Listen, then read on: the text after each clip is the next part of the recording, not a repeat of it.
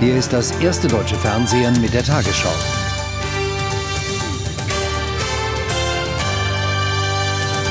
Guten Abend, meine Damen und Herren, ich begrüße Sie zur Tagesschau. Die Schauspielerin Hildegard Krekel ist tot. Sie starb gestern im Alter von 60 Jahren in Köln. In ihrer Rolle als Rita, der Tochter von Ekel Alfred Tetzlaff, wurde Krekel in den 70er Jahren einem breiten Fernsehpublikum bekannt. In der Serie Ein Herz und eine Seele spielte sie eine linke Weltverbesserin, die regelmäßig den Vater auf die Palme brachte. Später lieh Krekel als Synchronsprecherin Bette Davis und Helen Mirren ihre Stimme.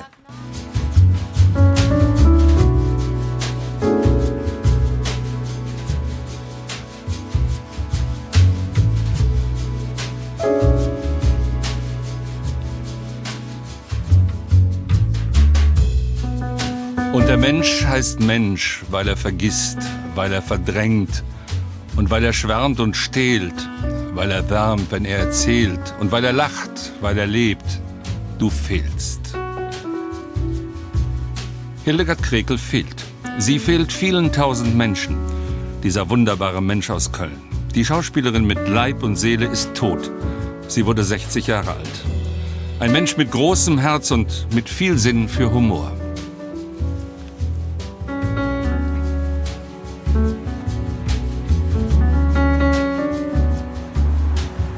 Der Kölner Kabarettist Richard Rogler kannte die Schauspielerin gut. Hildegard Krekel war für ihn nicht irgendeine Schauspielerin, wenn sie gute Laune verbreitete. Es gibt ganz wenig Volksschauspielerinnen wie sie, die viel konnten, die den Menschen Freude gemacht haben und dies aber auch so gemeint haben. Das Stichwort heißt echt, echt, echt.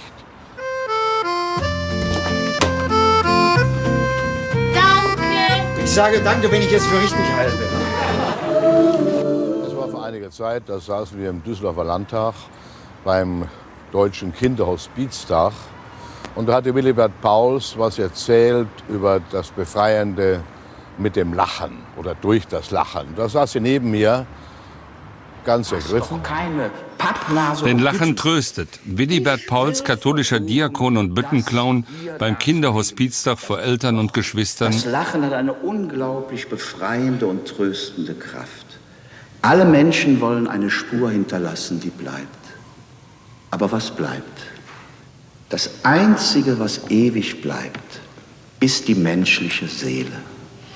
Denn sie ist kostbarer als das ganze Universum. Nichts, auch nicht der Tod, kann diese Seele zerstören. Alleine, aber nicht einsam. Hildegard Krekel im Altenberger Dom.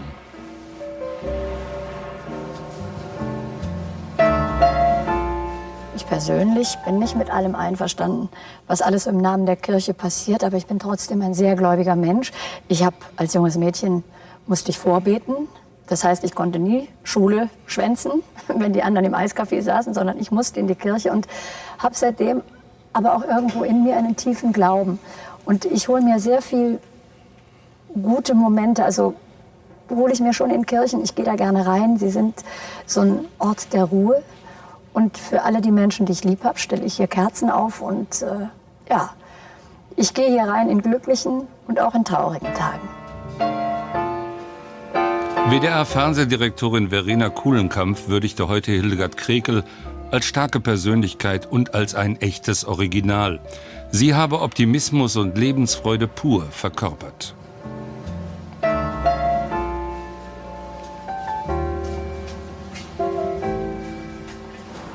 Das sieht auch der Kölner Kultfotograf Zick so. Er hat Hildegard Krekel mindestens 1000-mal fotografiert. Ich habe gesehen gehabt bei Ein Herz und eine Seele. Und die Sendung ließ ich mir nie auswählen. Aber dass ich dann später in meinem Job, den ich dann jetzt als Fotograf ausübe, die dann auch live erleben konnte im Tanzbrunnen mit ihrer Schwester, mit der Lotti.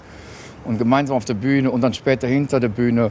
War traumhaft. Ich höre sie jetzt noch lachen, weil egal wo ich sie traf, ob letztes Jahr oder vorletztes Jahr bei der Geburtstagsfeier vom Ernst Hilbig, immer ein Lachen. Und das, als ich heute Morgen gehört hatte, dass sie nicht mehr unter uns war, aber das Lachen habe ich immer in den Ohren gehabt.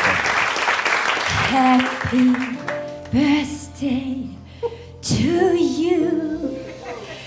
Happy birthday to you.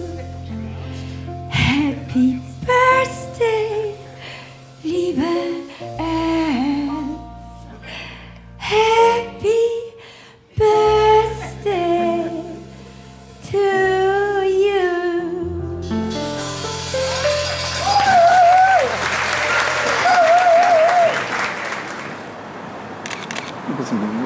Ja, so schon. Nicht so viel. Gibt es Fotos mit besonderen Erinnerungen? Fotos, an die du dich besonders gerne erinnerst? Ja, bei Geburtstagsfeiern von ihrer Schwester bzw. von dem Lebensgefährten von der Lotti oder vom Ehemann, wenn sie dann mit ihrem Ehemann, mit dem Max Lorenz, dann im italienischen Restaurant war. Und er lässt sich ja selten fotografieren, aber sie ging auf, wenn Max da war, und fand ich schon ganz gut. Das hat auch richtig Spaß gemacht, mit ihr auch zu arbeiten, beziehungsweise sie zu sehen, sich mit ihr zu unterhalten. Ich kam mir schon vor, als wenn es meine Schwester wäre. Wie kölsch war Hildegard? Ich fand, sie war gut kölsch. Sie musste ja Hochdeutsch für ihren Job sprechen, aber wenn sie dann halt da war, war sie kölsch. Hat sie auch die kölsche Lebensart gelebt? Sie hat absolut die kölsche Art gelebt, ja. Ach, wat war dat früher schön, doch in Kolonia. Wenn der Franz mit dem Mies normale Kobers ging, wenn der Peter mit Apollonia still vor Genösch heimweg an se Knutsche fing.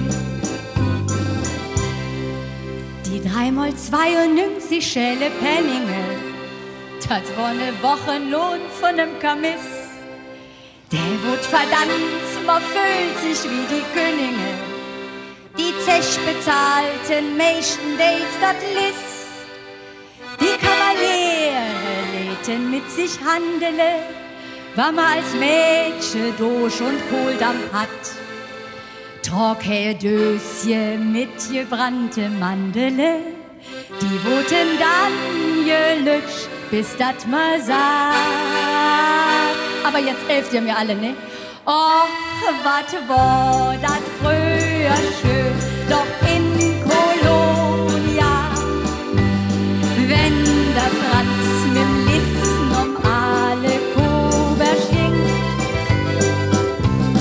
wenn der Peter mit Apollonia still vor Genösch heimweg an se Knutsche fing.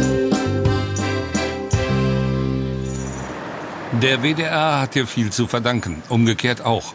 Dem großen Publikum wurde die gebürtige Kölnerin in den 1970er Jahren durch die TV-Serie Ein Herz und eine Seele bekannt, in der sie die Tochter von Ekel Alfred spielte. Ein Klassiker. Bis heute zigmal wiederholt, bis heute mit beispiellosen Einschaltquoten von den Zuschauern belohnt. Es wurde die Rolle ihres Lebens. Aus Düsseldorf haben sie letztes Jahr alles abgeschnitten. Der hatte nämlich die Beischlafkrankheit. Rita! Wir haben ja angefangen im 3. Programm mit Schwarz-Weiß und waren auf einmal, ohne es zu wissen und zu wollen, ein Straßenfeger. Wenn Ekel Alfred kam, das war wie bei einem Durbridge, waren die Leute alle vor dem Fernseher. Hildegard Krekel an der Seite des ebenso viel zu früh verstorbenen Kollegen Dieter Krebs. Wo ist das Brotmesser? Oder die Axt? Dass ich sowas erleben muss. Ich bring dich um, du Schwein. Senil, aber kann doch allein aufs Klo gehen, ja? Aber ich schlepp den alten Sack mit durch. Ich, Michael, der Großmütige. Ich bring dich um, du Sau. Wir waren sehr lebenslustig. Tolutsche. Wir waren verliebt ineinander. Ich möchte sagen, sehr verliebt ineinander. Am Anfang seiner Zeit war das ja ein Leckerchen, ne, wie man in Köln sagt. Das war ja ein Hingucker. Er hat immer diese Portion Frechheit, die Frauen ja dann auch doch irgendwie reizt. Michael, stimmt das? Quatsch. Das war eine andere Zeit. Bei Alfred Biolek, die beiden Krekel-Schwestern, beide Schauspielerinnen. Die ältere ist Lotti. Warst du auch so ein bisschen neben der Mutter-Vater-Ersatz für Hildegard? Man muss es ja sagen, ich hatte ja nur noch eine Schwester und ich hatte eigentlich 3 Mütter. Ja. Und ich hatte schwerste Schwierigkeiten, als ich den ersten Mann überhaupt mal nackt sah, dass es da noch was anderes gibt als weibliches. Weil ich hatte bis das erste Erlebnis, das ist jetzt sehr privat, aber so war es, habe ich ja nur Frauen im Haushalt gehabt. 3, die mich eigentlich meine Mutter am wenigsten erzogen hat, aber sie war eine sehr starke und muss ich sagen, ist sie heute noch. Wir haben mittlerweile auch eine ganz gute Streitkultur. Es war nicht immer so, aber das haben wir jetzt. Und ja, das ist ja auch ein Generationsunterschied, wie bei meinen Töchtern jetzt. Und bei mir sieht man es. Und sie hat es eigentlich schwerer gehabt als ich, weil sie hat früher arbeiten müssen, hat miternährt. Ich habe das dann später auch gemacht, natürlich, aber für mich war das alles leicht. Das wurde mir alles leicht gemacht. Wie groß ist euer Altersunterschied? Willst du es wirklich wissen? Ich habe ja nicht gefragt, wie alt ihr seid. Ich habe ja nur den Altersunterschied. Ich sag's dir gerne. Wir sind gute 10 Jahre auseinander. Familientreffen bei Lotti Krekels Schwester Hildegard in Bollen an der Weser. Neid kennen wir nicht. Und das hat uns aber unsere Mutter beigebracht. Es gibt nichts wie Neid. Neidisch kann ich ja nur sein, wenn ich nicht genug dafür tue und Angst habe, der andere ist besser oder könnte besser sein. Wenn ich das Gefühl habe, ich habe genug getan, ich habe die immer bewundert. Das war meine große Schwester. Die große Schwester sieht das übrigens genauso. Es ist Dorffest. Die beiden Schauspielerinnen Lotti und Hildegard Krekel, in Wirklichkeit Halbschwestern, leben in ähnlichen Verhältnissen. Auch Hildegard ist nicht verheiratet. Ihr Lebensgefährte ist der ehemalige Bundesligaspieler von Werder Bremen, Max Lorenz. Ein Fundstyp, fast so lustig wie Hilbig. Das miese Wetter kann die Stimmung beim Familientreffen nicht trüben. Max nennt Lotti ganz einfach seine Schwägerin. Und Ernst nannte Hildegard liebevoll unser Hildchen. Hilbigs Lebensgefährtin Lotti Krekel sagt heute, wir möchten bitte in diesem Nachruf sagen, du fehlst mir so sehr, mein kleines Schwesterlein. Unsere Liebe hört niemals auf. Jeden Tag hast du es mir gesagt. Ich dich auch. Danke dafür. Ach, jetzt hör doch auf, mir was vorzumachen. Ich weiß, dass du den Weihnachtsmann spielen sollst. Ach, Uschi. Der fließt weiter, der Rhein, als wenn nichts wäre. Meinst du, den interessieren meine Probleme? Ganz sicher nicht. Wie soll es denn jetzt weitergehen?